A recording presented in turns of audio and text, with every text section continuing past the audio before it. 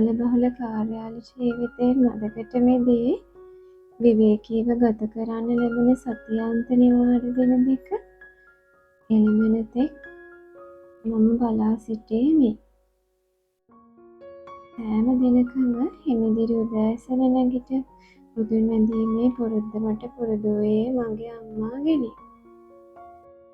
මගේ උදෑසන පුරුද්ද තමයි හස්බන්ඩ්ටයි මටයි බබාටයි තේ හදන එක.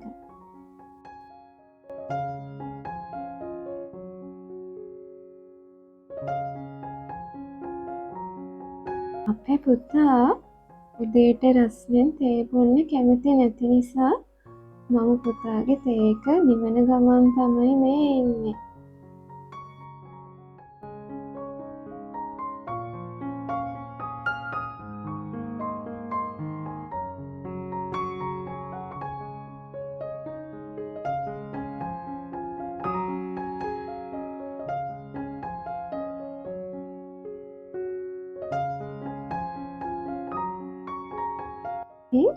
මේ වෙලාවෙ නම් පුතා නැගිටලා තමයි එන්නේ.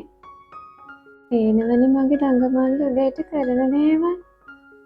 මෙයාට කොච්චර සෙල්ලම් බඩු ගෙනල්ලා තිබ්බත් එයාගේ සෙල්ලම් බඩු තමයි මේ තියෙන්නේ.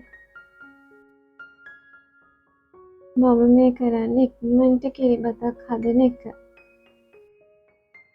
හස්බන්ඩ්ට දවල් කෑම ඔෆිස් එකෙන් ලැබෙන නිසා අද මම උදේට වෙනසකටත් එක්ක කිරිබතක් හැදුවා.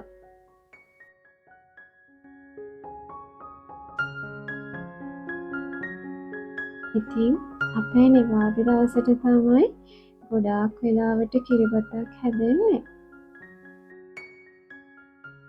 ඉතින් මම හොඳ ලුණු මිරිසකුත් හැදුවා කිරිබතත් එක්ක කන්න. මම හරිම ආස දෙයක් තමයි කිරිබතත් එක්ක මේ ලුණු සම්බෝලේ. ඉතින් හස්බන්ඩ් වැඩට යන්න කලින් මම ආපහු හොඳ වොෂ් එකක් දාගන්නවා. එතකොට මට දවසෙම නැවුම්ව ඉන්න පුළුවන්.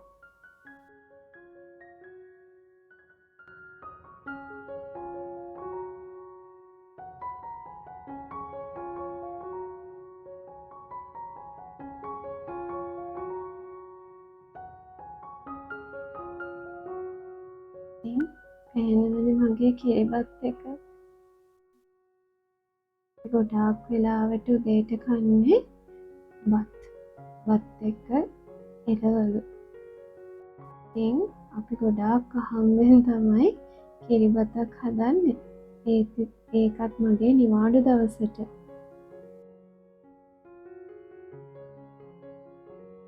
ඉතින් පේනවනේ මේ මගේ දඟමල්ල.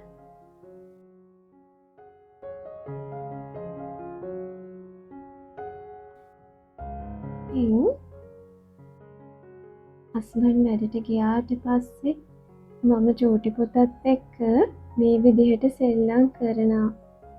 එයා හරි ආසයි මාත් එක්ක මෙහෙම දවසෙම ගත කරන්න. ඉතින් පුතාගේ තාවසම දවස තමයි මගේ නිවාඩු දවස් දෙක.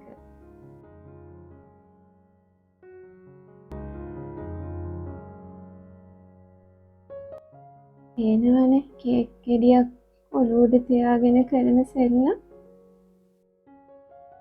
පුතා ඉක්මනට ලොකු වෙද්දී පුංචි දුකකුත් ඇති වෙනවා.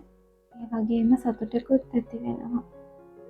දුක තමයි ඉතින් ආපහු මේ විදිහට අපි එක්ක එයාලා ලොකු වෙද්දී හුරුතල් වෙන්නේ නැති නිසා. ඉතින් මේ චූටි කාලේ තමයි එයා අම්මගේ තුරුලේ අම්මගේ උණුසුමේ ඉන්නේ. ඉතින් ලොකු වෙද්දී ඒ බැඳීම ටික ටික දුරස් වෙන නිසා තමයි දුක.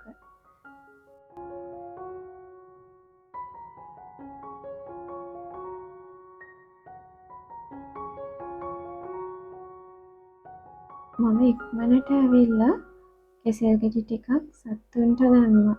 පුරුද්දක් විදිහට මම සත්තුන්ට කෑම දානවා. එයාලට එයාගේ බඩගින්න නිවන්න. කියමනක් තියෙනවනේ. ස්වභාව ධර්මයට අපි ආදරය කරොත් ස්වභාව ධර්මයත් අපිට ආදරය කරනවා කියලා. දන්නේම නැතුව දවල්වත් වෙලා රෙදි සෝදන අතරේ මම යන්නේ පුතාව වොෂ් කරන්න.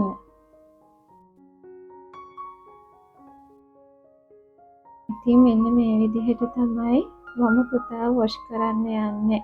බාත් ටබ් එක අනිවාර්යයෙන්ම ගෙනියනවා එයාව වොෂ් කරන්න.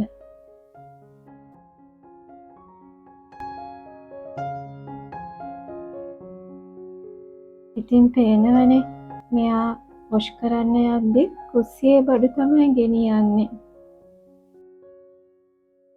ඉතින් පුතා හොඳට නාවලා නිදි කරාම හොඳ සනීපට නිදා ගන්නවා.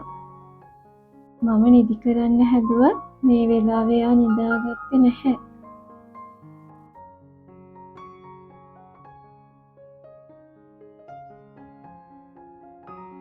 කොච්චර සෙල්ලම් බඩු තිබ්බත් පේනවනේ ඉතින් අතේ තියෙන එක අයිස්ක්‍රීම් ටබ් එක.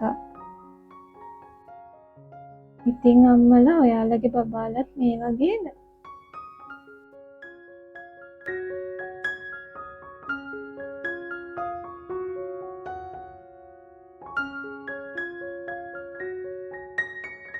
ඉතින් එයාව නිදි කරලා තමයි මගේ ගෙදර වැඩ කරන්නේ. මම මගේ පුතා නිදි අතරේදී ගොඩාක් ඉක්මනට ගෙදර වැඩ ටික කරගන්නවා.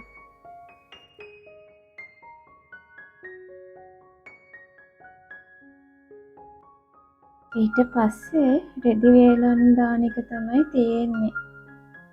මේ රෙදි දාන වෙලාවේදී නම් පුතා අවදි වෙලා තමයි ආවේ මං ළඟට. ඉතින් මමත් එයාව මේ වැඩේට හවුල් කරගත්තා. එනවනේ එයා මට උදව් කරන විදිහ. අපි පුංචි කාලේ ඉඳන් පුංචි දරුවන්ට මේ දේවල් කියලා දෙන්න ඕනේ. එතකොට තමයි එයාලා තමන්ගේ වැඩ තනියම කරගන්න පුරුදු වෙන්නේ සහ පුළුවන් වෙන්නේ. ඉතින් ඔයාලා දැක්කනේ මගේ චූටි පැටිය මට රෙදි දාන්න උදව් වෙන හැටි.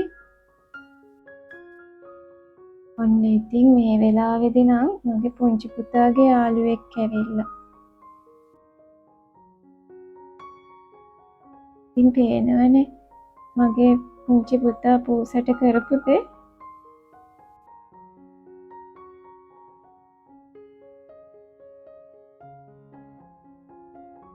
ඉතින් පේනවනේ මගේ පුංචි චණ්ඩියා පූස දෙන්න ගාවට යන හැටි. කාර් එකෙන් තමයි යාළ ගාවට යන්නේ. අපේ පුංචි පුතා සත්තුන්ට හරිම ආදරේ පුතේ.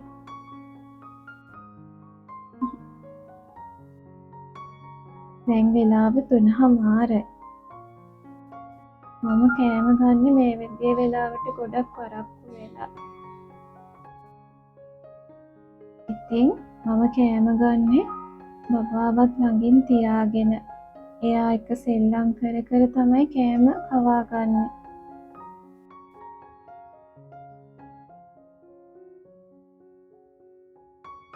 ඉතින් මේ පේන්නේ එයාට කියලා එයාගේ සෙල්ලම් බඩු අයින් කරවන එක. එතකොට එයාට තේරෙනවා එයා සෙල්ලම් බඩු අයින් කරන්න ඕනි කියලා.